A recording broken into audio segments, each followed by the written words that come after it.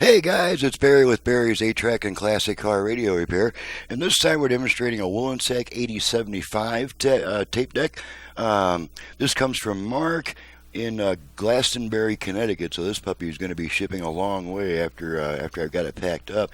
And this unit was sent in for motor replacement. Let's see here, a note from the customer. Recently, I had a local electronic serviceman try to get it operational. He tried replacing the belts but found that it ran too slow. He then put the old belts back on, etc. Well, that makes sense. The motor speed is adjustable on the Wollensak, so I mean, if it ran too slow, he probably tried to turn the speed up. But the problem is that the motor simply has no more torque to it.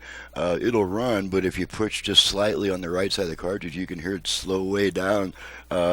So the only remedy is to replace it with my adjustable speed motor, which I've done. So it'll be a pretty quick test because we're just going to make sure it plays at the right speed. So let's go ahead and pop in some Neil Sedaka and check her out.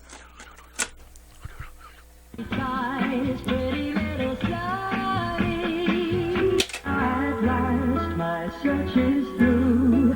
Now I know I met you. A tale of fool.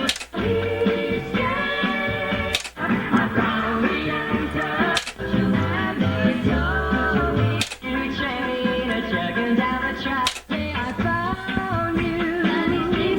Alright, it takes care of that. The customer knows that his auto eject switch is broken.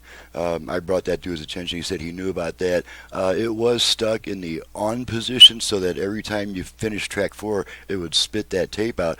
I went ahead and just changed that adjustment so that it doesn't auto eject. You got your manual eject button right here, so it's probably better not to have the auto eject function, but the customer can easily change it if he wants to. Just reach in there with the sharp end of a pair of tweezers and just switch it back to on if he wants to. So that takes care of that. So I'm Barry with Barry's 8-Track and Classic Car Radio Repair. To reach me for service, please visit the website that's in the description below, and please download and print the work order before calling me with a bunch of questions, because the work order will have all my options, prices, turn times, all that good stuff on it. So that way, when you do need to call me, it's just for a few minutes to answer a quick last-minute question that wasn't included in the work order. So please do that research before calling me.